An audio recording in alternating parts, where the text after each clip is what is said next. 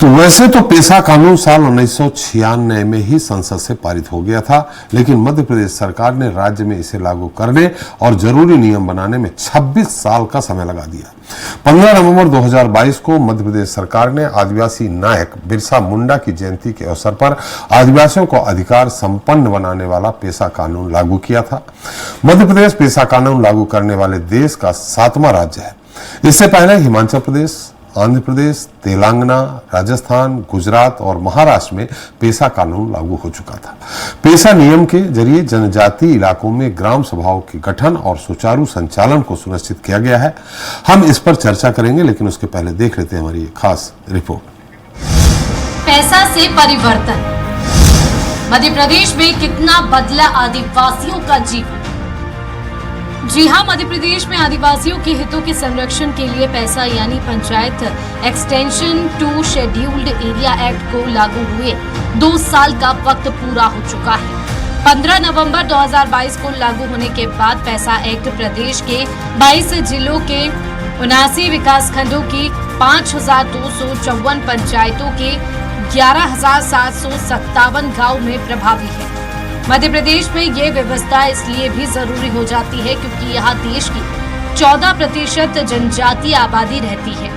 यहाँ रहने वाले 46 जनजातीय समूहों की जनसंख्या 1.5 करोड़ से ज्यादा है। इतना ही नहीं, दावा किया गया था कि पैसा एक्ट लागू होने से राज्य की 21% आबादी को फायदा होगा। साल 1996 में संसद से पारित यह कानून संविधान की 5वीं अनुसूची के तहत आने वाले क्षेत्रों के ग्राम सभाओं को अधिकार संपन्न बनाकर प्रशासन का अधिकार देता है, जिससे स्थानीय जनजातियों का जल, जंगल और जमीन पर अधिकार और संस्कृति का संरक्षण सुनिश्चित किया जा सके। साथ ही यह कानून विवादों के समाधान भी परंपरागत तरीकों से ग्राम सभाओं के स्तर पर निपटाने की बात करता है और ग्राम पंचायतों को बाजारों के प्रबंधन की शक्ति प्रदान करता है। आदिवासी या जनजातीय समुदायों को साहूकारी प्रथा से मुक्ति जैसे प्रावधान भी इस एक्ट में है। श्रम, रोजगार, सामाजिक क्षेत्र की संस्थाओं पर नियंत्रण, सरकारी योजनाओं का क्रियान्वयन और निरीक्षण संबंधी शक्तियां ग्राम सभाओं को प्रदान कर यह कानून आदिवासियों द्वारा अपने क्षेत्र में स्वशासन और अवधारणा को साकार करता है। भारतीय जनता पार्टी की सरकार द्वारा मध्य प्रदेश में पैसा जैसा कानून दिया, आदिवासी वर्ग को उनके अधिकारों को संरक्षित किया, मजबूत किया। भारतीय जनता पार्टी पे आदिवासी वर्ग का पूरा विश्वास है। इसी प्रदेश ने देखा है कि किस तरीके से आदिवासी को जीप में बांध के खींचा जाता है, किस तरीके से एक दलित समाज के व्यक्ति को 10 फीट जिंदा गड्ढे में दफन कर दिया जाता है। ये भारतीय जनता पार्टी आदिवासियों के साथ ठगाई कर रही है। ये भारतीय जनता पार्टी आदिवासियों की हैसियत ही नहीं है और इस बात को आदिवासी समझता है। बहरहाल, विश्व आदिवासी दिवस के मौके पर एक बार फिर मध्य प्रदेश में आदिवासियों के हितों के संरक्षण के लिए लागू किए गए पैसा एक्ट की प्रासंगिकता को लेकर सवाल उठ रहे हैं। आदिवासियों को अधिकार देने वाले कानून की असल पर हकीकत चर्चा हो रही है। ऐसे में सवाल भी यही है कि आदिवासियों और ग्राम सभाओं को सशक्त करने के लिए लाया गया पैसा कानून आज खुद कितना मजबूत है। मयंक शुक्ला, स्वराज एक्सप्रेस, भोपाल।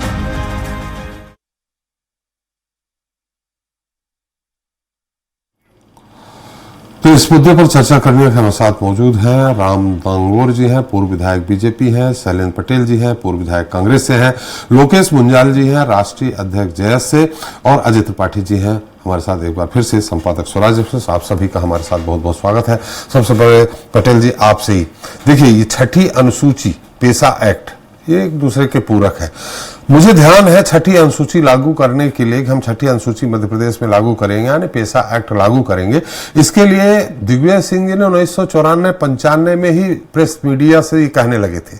उसके लिए शायद एक आध उन्होंने दल भी भेजा था आदिवासी बेल्ट में, अरुणाचल प्रदेश, और जहां ये 6ठी अनुसूची लागी थी, वो तो बाद में पेशा एक्ट अलग बनाया गया। लेकिन उनके 10 साल के शासन में या फिर आपके 15 महीने के शासन में पेशा एक्ट लागू नहीं किया गया। आखिर लागू किया गया तो शिवराज सिंह चौहान की सरकार में लागू किया गया। देखिए त्रिपाठी, निश्चित रूप से जब कानून बनते हैं तो बारीकियों से उनका अध्ययन किया जाता है और जब वो लागू हो सके, वो स्थिति बने तो लागू होने का फायदा हो। जी 2022 में से लागू किया गया, जैसा आपने बताया और हम सबको पता है। और जिस तरीके से इसका प्रचार प्रसार हुआ था कि पैसा एक आ गया है, आदिवासी हमारा सशक्त हो जाएगा, अभी आपकी रिपोर्ट में आपने तफसील से बताया क्या है जी। पैसा एक्ट। 3 चीजें मुख्य रूप से उसमें हैं। जी एक तो साहूकारी के जो पैसे हैं उसको लेकर है कि अगर कोई आपसे साहूकारी का पैसा करता है और वो आपसे ऋण वसूलने का प्रयास करेगा तो आपको वो ऋण नहीं देना है, आपको वो लोन नहीं देना है। जी। इस तरह का एक उसमें प्रावधान है। दूसरा, पंचायतों के माध्यम से आपके गांव के विकास की बात है। जी और ये सब चीजें जब भी संभव है कि जब वहां का व्यक्ति शिक्षित हो, समझदार हो और उस कानून को समझकर अपने लिए लागू करवा सके। जी अगर वो लागू ही नहीं करवा पाएगा तो इससे बड़ा एक कोई ले आए तो उसका फायदा कैसे मिलेगा? देखिए, मैं कोई इसको राजनीतिक कांग्रेस या बीजेपी की तरफ नहीं ले जाना चाहता हूं। इस देश की जो व्यवस्था है, प्रदेश की व्यवस्था है, उसके अंतर्गत आज भी बहुत सा आदिवासी समाज का व्यक्ति, वैसे तो बहुत सी जगह अशिक्षा है, मैं ये नहीं कहूंगा कि सिर्फ आदिवासी अशिक्षित है, लेकिन हमारे जो गांव में, जंगल में और सुदूर इलाके में रहने वाले लोग हैं, आज भी शिक्षा का स्तर वहां तक नहीं पहुंचा जी। है। कुछ चुनिंदा लोग शिक्षा पाकर आगे तक निकले, लेकिन बहुतायत आज भी हम देखते हैं, आज भी मूलभूत सुविधाओं से वो कहीं ना कहीं जूझ रहे हैं, बहुत छोटी छोटी परेशानियों में है। और हम उन्हें ताकत दे रहे हैं, लेकिन उन्हें हमें शिक्षा और स्वास्थ्य का अधिकार तो पहले दें ताकि जो कानून बने उसका वो उपयोग कर सकें। आपने कानून बना दिया, ये तो वही बात हो गई, गाड़ी दे दी, चलाना नहीं सिखाया, वो गाड़ी किस काम की? जी। मेरा कहने का ये मतलब है कि कानून लाने नहीं लाने का विषय नहीं है, लेकिन अगर कानून लाए तो उसको कानून का उपयोग करना भी आना चाहिए। अगर गाड़ी किसी को दी है तो उसको चलाना भी आना चाहिए। अगर आपने गाड़ी दे दी और चलाना नहीं सिखाया तो गाड़ी देना बेकार जैसा साबित होता है। मेरा आग्रह है आपके चैनल से, बड़ा महत्वपूर्ण विषय लेकर आप आए हैं कि हम इन वर्ग की राजनीति को छोड़कर उनके सशक्तिकरण के लिए निश्चित रूप से वो चेतना लाने की आवश्यकता है। वो उनको कहीं ना कहीं शिक्षित और उनको वो ज्ञानवान बनाने की जरूरत है कि पंचायत किस तरीके से काम करे। हम मध्य प्रदेश की बात करेंगे, थोड़ा टॉपिक चेंज हो जाएगा। आज पंचायती राज की क्या स्थिति है? आज किसी भी गांव के सरपंच से, किसी भी गांव के पंच से या जनपद से या जिला पंचायत के जो सदस्य या अध्यक्ष, उनसे पूछ लीजिए कितने अधिकार हैं। जहां तो हमने जहां जिला सरकार की बात किया करते थे, फैसले जनपद, आज मध्य प्रदेश में सरकार बने 8 महीने हो गए और प्रभारी मंत्री नहीं बने, अब जिला सरकार कहां से चलेगी? तो इसी प्रकार से जब तक आप अधिकार को देने के साथ साथ उसका उपयोग करना नहीं सिखाएंगे तो वो जो भी कानून बनाएंगे वो प्रासंगिक नहीं रहेगा। चलिए, राम दांगोरे जी, आपको मेरी आवाज आ रही है? जी आ रही है। जी दांगोरे साहब, हमारे पूर्व विधायक पटेल जी ने, कांग्रेस के, उन्होंने कहा कि आपने कुछ अधिकार ही नहीं दिया है, पैसा एक्ट दिखाने का है। एक तरह से कह सकते हैं कि हाथी के दिखाने के दांत हैं। लेकिन यह बात यह भी सही है कि क्या ग्राम सभाओं को पैसा एक्ट के तहत अक्षरशः अधिकार दिए गए हैं? राम दांगोरे जी, मैं बताना चाहूंगा जी कि जब कांग्रेस की गवर्नमेंट थी, ये बिक्की राजा के कार्यकाल में, तब इनको अवसर मिला, तब पैसा कानून को लेकर के इतनी जागरूकता भी नहीं थी। जी लेकिन ये कांग्रेस से अच्छे से भली बात जानते थे कि पैसा कानून लागू करना चाहिए। जी अवसर आया, लेकिन इन कांग्रेसियों ने उस पैसा कानून को लागू नहीं किया। अब कांग्रेस ने जब बीजेपी की सरकार आई जी तो चिल्ला बोम करना चालू कर दिया। इनकी ए टीम, इनकी बी टीम सब इकट्ठी हो गई। 5वीं अनुसूची, 6वीं अनुसूची, पैसा कानून, आदिवासियों पर अत्याचार, ये वो चिल्ला बोम करके ऐसी की तैसी कर डाली। अब इनकी सरकार आ गई 2018 में, 1.5 साल के लिए, 1.25 साल के लिए इनको अवसर मिला ना, इनको अवसर मिला, लेकिन इन्होंने पैसा कानून लागू नहीं करा। इनके पास में पर्याप्त शक्तियां थी, इनकी सरकार थी, इनके लोग थे जो पैसा कानून लागू करवा सकते थे। इनके कमलनाथ जी पैसा कानून लागू कर सकते थे, लेकिन नहीं किया। अब सरकार हमारी आई, देखो ईश्वर का करिश्मा, इनकी सरकार गिरी और हमारी सरकार आई। हमने जनजाति गौरव दिवस के दिन, भगवान बिरसा मुंडा जी की जयंती के दिन 15 नवंबर 2022 को पैसा एक्ट लागू कर दिया।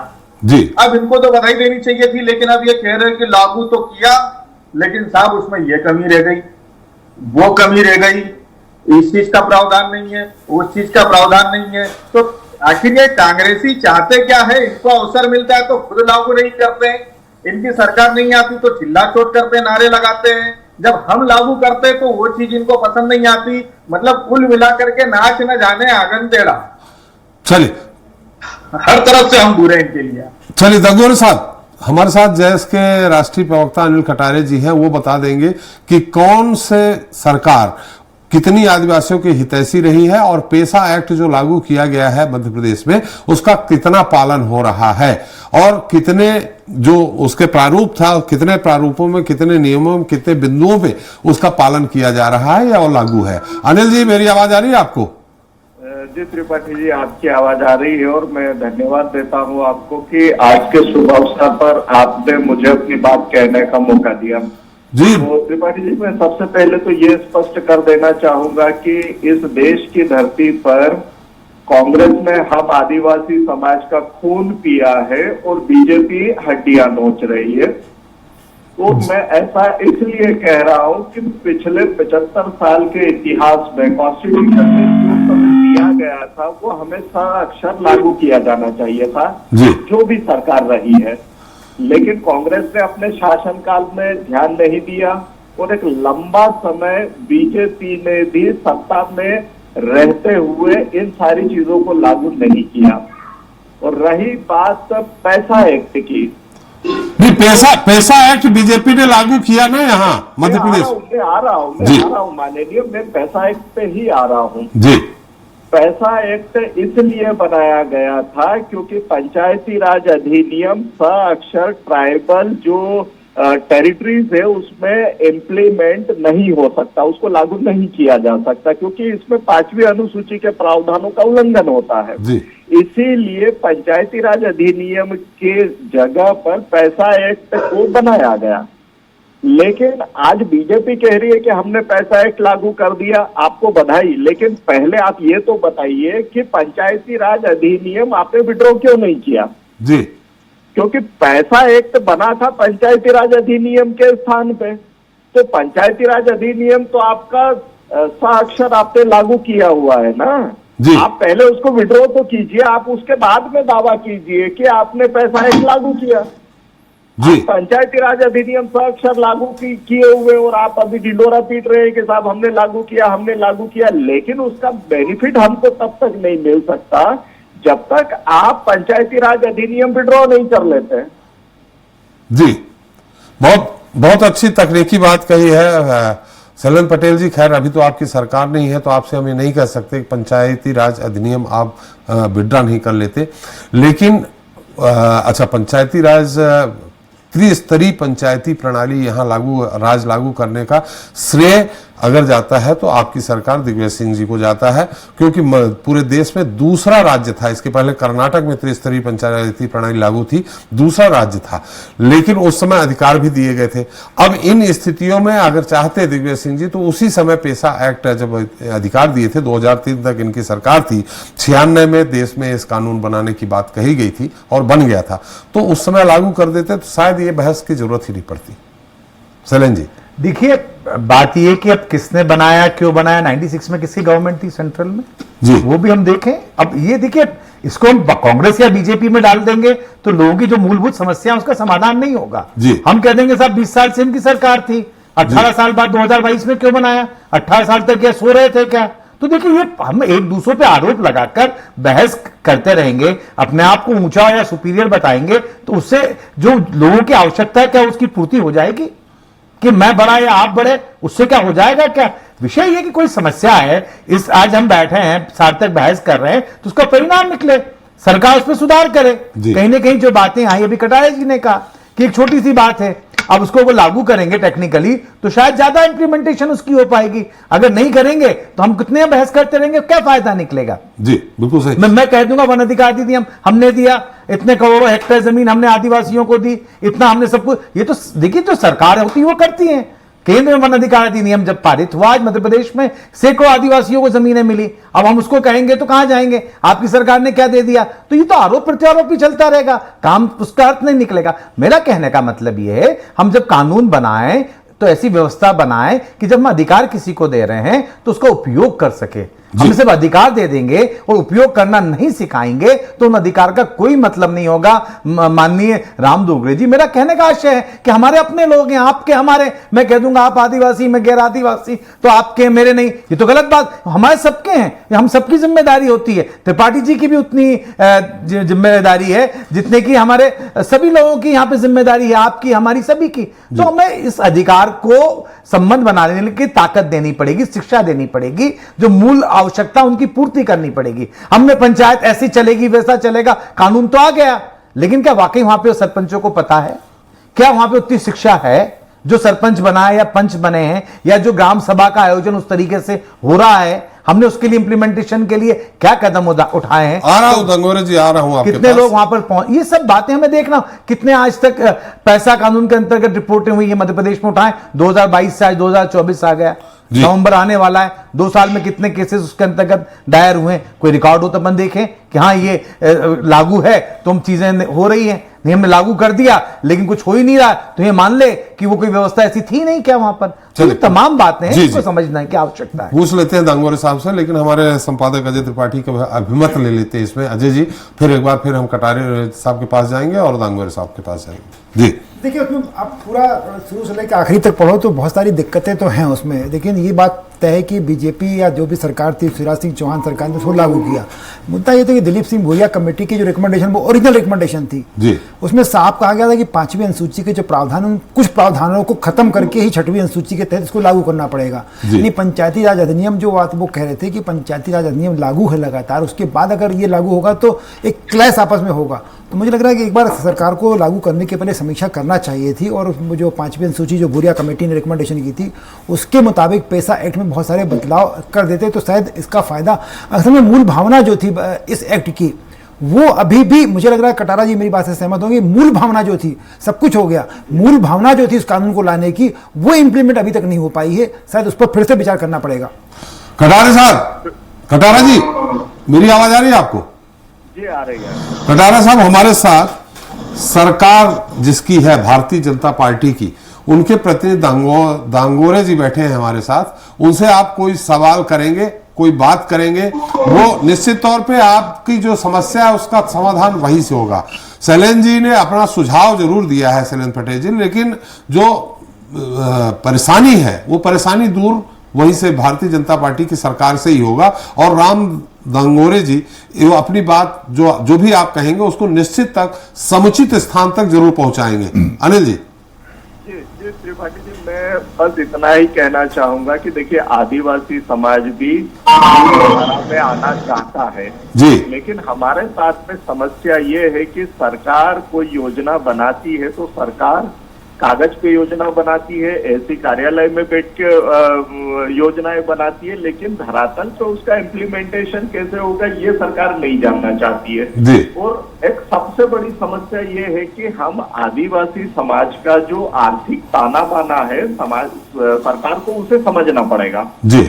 हम आदिवासी समाज मूलतः, हमारा जो अर्थतंत्र है वो कृषि आधारित है जी, लेकिन हमारी कृषि में जो समस्याएं हैं सरकार उनका समाधान नहीं करना चाहती है।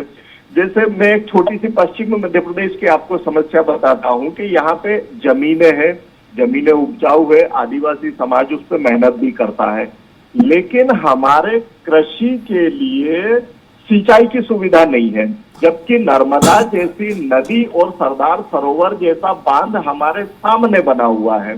सरदार सरोवर का पानी सुरेंद्र नगर तक जा सकता है, गुजरात की आखिरी बाउंड्री तक, लास्ट बॉर्डर एरिया तक, लेकिन 90 किलोमीटर दूर, 100 किलोमीटर दूर मेरा जो खेत है, मुझे वहां तक नर्मदा का पानी नहीं मिल पा रहा है। मेरे लिए ये समस्या है।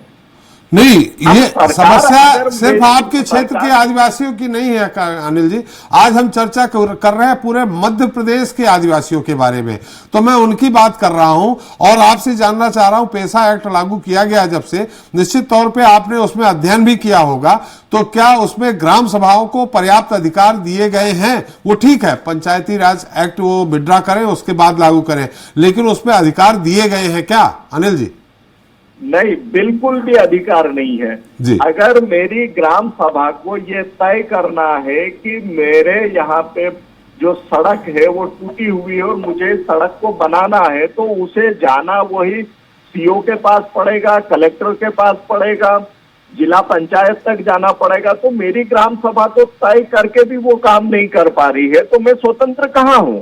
जी, मतलब मेरे लिए तो फाइनेंशियल समस्या पावर यहाँ कोई है। भी नहीं है ग्राम सभाओं को। फाइनेंशियल पावर तो शून्य है जी भाई। आपको अगर 5 रुपये का भी काम करना हो तो आपको जिला पंचायत तक जाना पड़ेगा, आपको जनपद पंचायत तक जाना पड़ेगा। मुझे पावर कहाँ है? मेरे पास फाइनेंस की कोई व्यवस्था नहीं है, जी। तो फिर मेरे लिए पंचायती राज अधिनियम भी शून्य हो जाता है और मेरे लिए पैसा एक्ट भी 0 हो जाता है। जी जी जी जी, निश्चित तौर पे हमारे साथ पूर्व विधायक बीजेपी हैं राम दांगोरे जी हैं। दांगोरे जी, अब बहुत सारे सवाल हैं आपके सामने। एक तो ग्राम सभाओं को अधिकार, दूसरा उन्होंने कहा सीधे सीधे कि पंचायती राज एक्ट जो उसको आप पहले विड्रा करें, तब पैसा एक्ट, खासकर आदिवासी बेल्टों में 20 जिलों में 89 विकास खंड है, वहां तो आप कर ही सकते हैं। 20 जिलों में 89 विकास खंड है जहां ये पैसा एक्ट लागू किया गया है।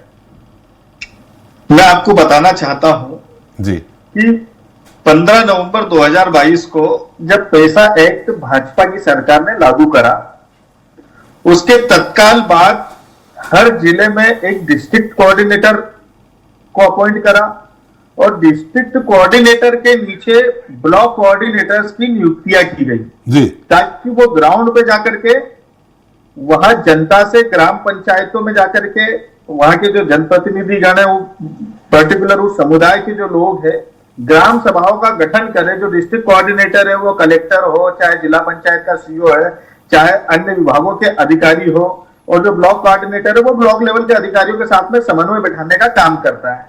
अब भाई साहब बोल रहे हैं कि भैया हम कोई प्रस्ताव बनाते हैं तो सीईओ के पास जाना पड़ेगा, जिला पंचायत जाना पड़ेगा। तो मैं कहना चाहता हूं कि प्रस्ताव कोई सा भी बनता, चाहे वो त्रिस्तरीय पंचायत प्रणाली के अंतर्गत बनाए, चाहे आप पैसा कानून के अंतर्गत बनाए, आप बना करके उसको जेब में तो रख के नहीं रखेंगे ना कि पंचायत में पटक देंगे उसको। भाई फंड के लिए तो उसको आफ्टर ऑल ऊपर भेजना ही पड़ेगा कि भैया ये ग्राम सभा का निर्णय है, फलानी सड़क बनानी, इसके लिए पैसा दो। पैसा तो वहीं से ही पास होगा, अब कोई आसमान से तो अपनी पंचायत में आएगा नहीं। और ये व्यवस्था त्रिस्तरीय पंचायत चुनाव में भी सुचारू रूप से, अगर पंचायत में कोई प्रस्ताव भेजती है बिना ग्राम सभा के, तो भी वो पैसा वहीं पर खर्च होता है। अब अगर पैसा कानून के अंतर्गत अगर ग्राम सभा प्रस्ताव बना करके दे रही है तो उसको ऊपर तो भेजना ही पड़ेगा ना। पैसा कैसे आएगा? अपने आप थोड़ी रोड बनेगा। ग्राम सभा के प्रस्ताव को मान्यता मिल रही है और ग्राम सभा जो पैसा कानून के अंतर्गत ब्लॉक कोऑर्डिनेटर्स के माध्यम से पूरे 89 ट्राइबल ब्लॉक्स में जो गठित की गई है, सब पे कार्रवाई हो रही है। हर दूसरे तीसरे दिन किसी न किसी ब्लॉक के बारे में कुछ न कुछ छपते रहता है कि आज यहाँ ये निर्णय लिया ग्राम सभा ने, आज वहां वो निर्णय लिया, और उसको स्वीकारोक्ति मिल रही है। तो फिर आप शिथिलता कहां बता रहे इसको? आप तो त्रिस्तरीय पंचायत कानून को ही आपने तो उलटफेर करके रख दिया। तो फिर पंचायतें चल कैसी रही है, मुझे ये समझ में नहीं आ रहा है। दांगोरे साहब, पटेल जी आपसे कुछ सवाल करना चाह रहे हैं।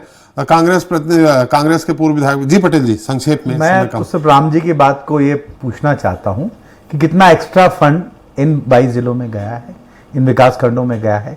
क्योंकि जब ये कानून बनाया, एक्ट बनाया, और आपने ग्राम पंचायत को अगर सशक्तिकरण करने की बात कही, इंस्पेक्शन की बात की, तो एक्स्ट्रा फंडिंग की आवश्यकता होगी ना उन जिलों में। तो पहले जो जा रहा था उससे अब कितना बढ़ा के भेजा ताकि इस एक्ट के अनुरूप काम हो सके?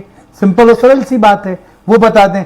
अनयूटिलाइज्ड जो ट्राइबल का जो पैसा है अनयूटिलाइज्ड पड़ा रहता है, दूसरे विभागों में खर्च हो रहा है, और सारी चीजें आ रही हैं। आपको बढ़ना चाहिए और बढ़ने की जगह आप खर्च नहीं कर पा रहे हैं, तो इस एक्ट का उपयोग कहां कर पा रहे हैं, ये तो बता दीजिए। आप भी लंबे समय से काम कर रहे हैं पटेल साहब जी। ग्राम पंचायतों को जो राशि आवंटित होती है वो वहां की पॉपुलेशन के अकॉर्डिंग राशि जारी की जाती है। अब किसी गांव में 5000 जनसंख्या है, किसी गांव में 2000 है, किसी गांव में 1000 है, तो राशि उसके हिसाब से होगी। वो कोई हाथ से तो बढ़ नहीं रही है, बहुत पहले से बढ़ रही है। दोंगरे जी कहना कि जब सशक्त करना था तो एक्स्ट्रा फंड दिए या नहीं दिए, ये बता दें। वो तो सभी को पता, हम सबको है। हर ट्राइबल विलेज को 20 लाख रुपए प्रति वर्ष अलग से दिए जाते हैं। जी पूछिए। मेरा कहने का मतलब इस एक्ट को लागू होने के बाद हमने कितना फंड एक्स्ट्रा दिया है, कहां पे कौन से नए काम हो गए हैं इन 2 सालों में, वो आप बता दीजिए। अभी 20-20 लाख रुपए की राशि एक्स्ट्रा आई है हर गांव में। अभी लगा करके जाना। दूसरी जो राशि आती वो उस गांव की पॉपुलेशन आप जनपद पंचायत जाएंगे, आपको हर गांव की अलग अलग राशि बता दी जाएगी। ये तो कॉमन सेंस वाली बात। अरे मैं ये कह रहा हूं भाई साहब, पूरे मध्य प्रदेश में कितना, ये तो आपको हमको सबको पता है, लेकिन कितने काम कहां हो गए वो जो हाईलाइट कर देते। आपने कहा 20 लाख रुपए दे दिए, धन्यवाद। 44,000 करोड़ रुपए इस बार बजट में स्वीकृत किए गए हैं। पिछली बार में से कितने खर्च नहीं हुए थे वो और बता दीजिए। चलिए, लैब्स हो गए थे आपके डिपार्टमेंट के, आदिवासियों के लिए इस बार राशि जारी। कितने लैब्स हो गए दोगे जी, बताइए कितने लैब्स हो गए। पूरा अनिल कटारा जी भी कुछ कह रहे हैं, पटेल जी, अनिल कटारा जी भी कुछ कह रहे हैं। कटारा साहब, हमारा समय समाप्त हो गया। हजारों करोड़ रुपया जो हमारे ट्राइबल सब प्लान का पैसा आ रहा है, गवर्नमेंट वो ट्राइबल सब प्लान इंदिरा गांधी जी ने गठित करा था। मैं बताता हूँ, जब इतना अच्छी बात छेड़ी आपने पटेल साहब, मेरी बात सुन लीजिए। ये इंदिरा गांधी ने ट्राइबल सब प्लान का गठन करा था और ट्राइबल सब प्लान का पैसा इंदिरा गांधी ने दूसरे विभागों को बांट दी थी। वो पैसा भी इंदिरा गांधी खा गई और उसके बाद में आदिम जाति कल्याण विभाग मंत्री अटल बिहारी वाजपेयी जी ने बनाया और वो विभाग अभी के अभी लगातार चल रहा है। मत जाओ,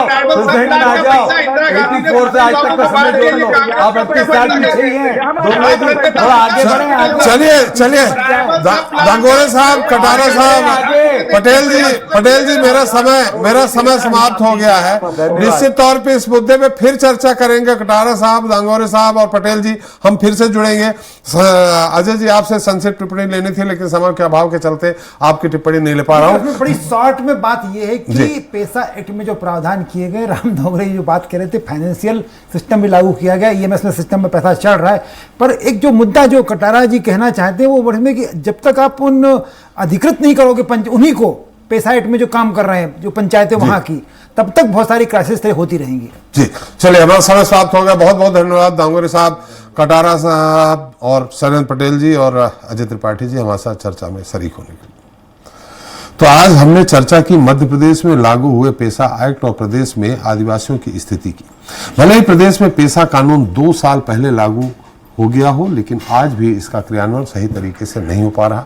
जबकि पेसा कानून का प्रभावी क्रियान्वयन न केवल जनजातीय इलाकों में विकास लाएगा, बल्कि प्राकृतिक संसाधनों पर नियंत्रण और प्रबंधन से आदिवासियों की आजीविका और आय में भी सुधार होगा। सबसे महत्वपूर्ण बात यह है कि पेसा एक्ट परंपराओं, रीति रिवाजों और जनजातीय आबादी की सांस्कृतिक पहचान के संरक्षण के माध्यम से सांस्कृतिक विरासत को बढ़ावा देगा। बहरहाल आज के लिए इतना ही। नमस्कार।